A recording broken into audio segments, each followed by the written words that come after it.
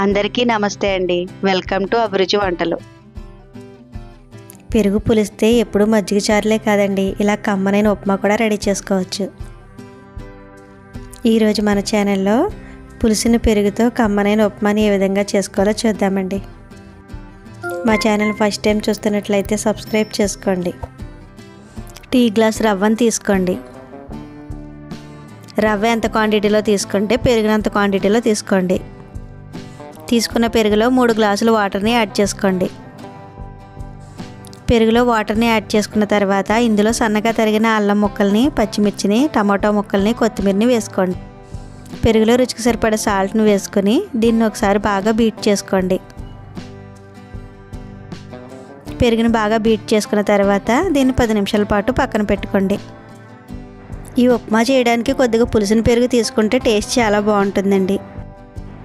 Stove పై కడాయి పెట్టుకుని కడాయిలో 2 table spoon oil వేసుకోండి.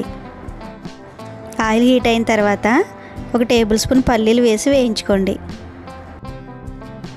పల్లీలు కొద్దిగా వేగుతున్నప్పుడే కొన్ని జీడిపప్పు పలుకులు కూడా వేసుకొని రెండింటిని కలుపుతూ వేయించుకోండి. ఇవి వేగిన వెంటనే ఒక ప్లేట్లోకి తీసుకోండి. అదే ఆయిల్లో 1 టేబుల్ స్పూన్ పోపు దినుసులను కూడా వేసుకొని వేయించుకోండి. పోపు దినుసులు వేగుతున్నప్పుడే సన్నగా తరిగిన ఒక ఆనియన్ వేసుకోండి. ఇందులోనే కట్ చేసుకున్న ఒక ఎండుమిరగాయను కూడా వేసుకోండి.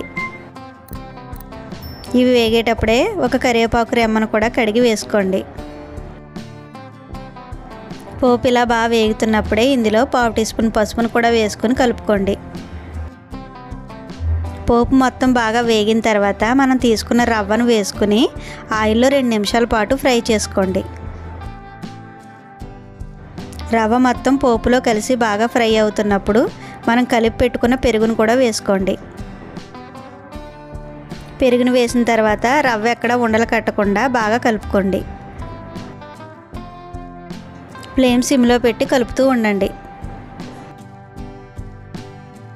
రవ్వ ఇలా దగ్గర పడుతున్నప్పుడు ఇందులో రుచికి సరిపడే సాల్ట్ను కూడా యాడ్ చేసుకుని ఒకసారి బాగా కలుపుకోండి. మనం ముందుగా వేయించుకుని పక్కన పెట్టుకున్న పల్లీలు, జీడిపప్పును కూడా వేసుకుని కలుపుకోండి.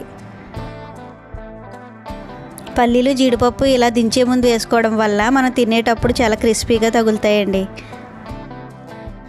ఉప్మాను దించే ముందు 1 స్పూన్ ఆయిల్ని కానీ నెయ్యిని కానీ వేసుకోండి. మనం ఎప్పుడు చేసుకునే ఉప్మా కన్నా ఈ పెరుగు ఉప్మా చాలా టేస్టీగా ఉంటుందండి. ఇందులో పులుపు, కారం, కమ్మదనం 3 కలిసి ఉంటాయి. ఎంతో టేస్టీగా ఉండి పెరుగు ఉప్మాను మీరు తప్పకుండా ట్రై చేసి చూడండి. మా వీడియో నచ్చితే లైక్ చేయండి, షేర్ చేయండి, సబ్స్క్రైబ్ చేసుకోండి.